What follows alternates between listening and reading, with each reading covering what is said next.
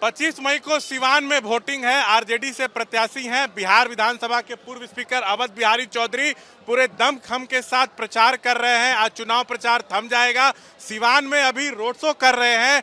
Town में सैकड़ों गाड़ियों का काफिला साथ है, भारी संख्या में समर्थक है। अवध जी, सीधा मुकाबला यहाँ पर पहले कहा जा रहा था कि जेडीयू से आपका है, लेकिन हिना साहब भी निर्दलीय लड़ रही है, तो क्या आप मानते हैं त्रिकोणीय मुकाबला है या मुकाबला सिर्फ आरजेडी और जेडीयू के बीच? यहाँ सिवान पार्लियामेंट के सवर्ण, पिछड़े, अति पिछड़े, दलित, महादलित, अकलियत, ये तमाम लोगों ने, जैसा मेरा अनुभव है, इन लोगों ने तय किया है कि एक अनुभवी प्रत्याशी जो सबों के काम किया है और करेगा, शांति, सद्भावना, भाईचारा को बरकरार रखेगा, देश को टुकड़े टुकड़े नहीं होने देगा, सांप्रदायिक सद्भाव को कायम रखेगा, वैसे प्रत्याशी जो पार्लियामेंट में जा कर के सबों के जो दिक्कत है, कठिनाई है बिहार के और सिवान के व्यवसायियों के, सभी सवालों को नियम कानून में लेकर के पार्लियामेंट में उठाने का काम करेगा।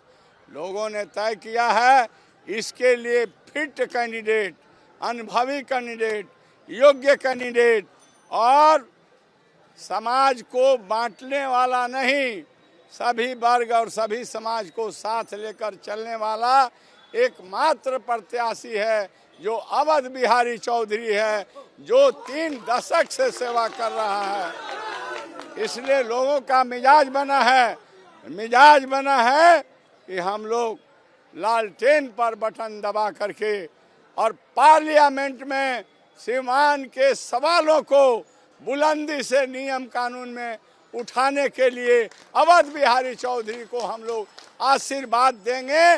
और ईवीएम में सबसे ऊपर 1 नंबर पर लालटेन है, लालटेन के बगल में नीले बटन दबा करके चौधरी को हम लोग सेवा का अवसर देंगे। अब मैं भी कहता हूं कि मैं नेता नहीं, सिवान के शहर के देहात तक हिंदू, मुस्लिम, सिख, ईसाई सभी भाइयों को लेकर चलूँगा और मैं एक सेवक के रूप में सेवा करते रहा हूं और सेवक के रूप में सेवा करूंगा। यहाँ पे जो जेडीयू प्रत्याशी हैं वो बात कर रही हैं कि नीतीश ने न्याय के साथ विकास किया, मोदी की गारंटी है, तो इस मुकाबले में कहाँ देख रहे हैं? कहाँ आप देख रहे हैं? तेजस्वी कहते हैं कि हमने 17 महीने में 5 लाख युवाओं को रोजगार दिया। रोजगार भी एक बड़ा मुद्दा है। 17 बरस से नीतीश कुमार की सरकार बिहार में थी, बीजेपी और जदयू की सरकार थी। इन लोगों ने एक व्यक्ति को नौकरी नहीं दिया, लेकिन नीतीश कुमार जी पलटी मार करके लालू जी के पास आए और जब आरजेडी के साथ सरकार बनाए महागठबंधन के साथ, तो तेजस्वी जी ने जो करार किया था कि यह बिहार के भाइयों, मैं सत्ता में आऊँगा, 10 लाख मैं नौकरी दूंगा, और 17 महीना में तेजस्वी जी ने 5 लाख से ज़्यादा नौकरी पढ़े लिखे लोगों का परमानेंट दिया है, प्रमाणित किया है। और पूरे बिहार के नौजवान यह कहता है कि इस राज्य का भविष्य तेजस्वी यादव है और वही जो है नौजवानों के नौकरी का गारंटी दे सकता है। सारे लोग उसके साथ हैं। आपका तो लंबा अनुभव है, कई बार विधायक रहे, स्पीकर रहे। हिना साहब करिए कि मेरे साथ अन्याय हुआ। साबुद्दीन हमेशा मुश्किल वक्त में पार्टी के साथ थे, मुझे टिकट नहीं दिया गया, उनके निधन के बाद मेरी अनदेखी की गई, परिवार की अनदेखी की गई। तो यहाँ पर कहा जा रहा है कि साबुद्दीन के भी काफी समर्थक है, तो क्या कहीं उसका झटका लग सकता है? डेमोक्रेसी में सबको लड़ने का अधिकार है और राष्ट्रीय जनता दल महागठबंधन ने अनदेखी नहीं, बल्कि अवध बिहारी चौधरी को पार्लियामेंट, जो देश का सबसे बड़ा पंचायत घर है, जहां राष्ट्रीय अंतर्राष्ट्रीय बहस होते हैं, उसके लिए कॉम्पिटेंट आदमी चाहिए, कोई अनदेखी नहीं है, सबको लड़ने का अधिकार है। मुझे टिकट मिला है, जनता से अपील हम कर रहे हैं कि हमें अवसर दीजिए। हम आरजेडी महागठबंधन के टिकट पर लड़ रहे हैं, हम कोई निर्दलीय नहीं लड़ रहे हैं, और निर्दलीय का कोई न नीति होता है न सिद्धांत होता है। सवाल मुद्दे क्या है आपके? मुद्दा है सीवान के शहर से लेकर देहात तक विकास करना।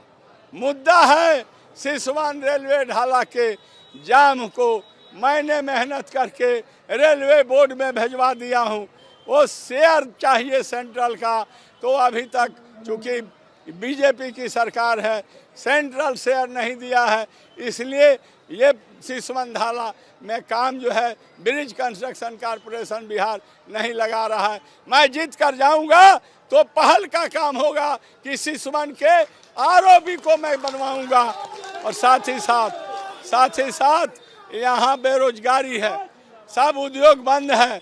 मैं प्रयास करूंगा कि उद्योग को चालू कराऊं ताकि लोगों को रोजगार बने, और सबसे बड़ा चीज़ है आपसी भाईचारा।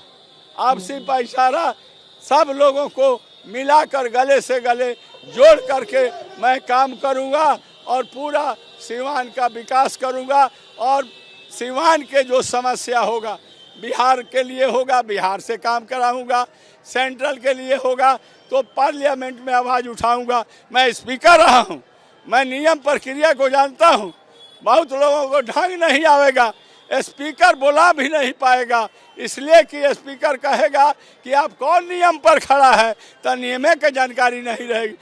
ये पोखरा नहीं है, ये समुंदर है, समुंदर में टहलने के लिए ज्ञान की जरूरत है।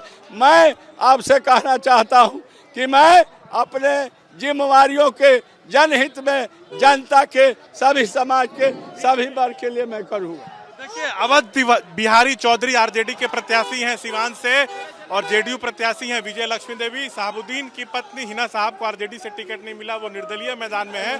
25 को वोटिंग है, एक कड़ा मुकाबला यहां से देखने को मिल सकता है। कैमरा पर्सन विशाल राय के साथ शशांक कुमार, एबीपी न्यूज, सिवान।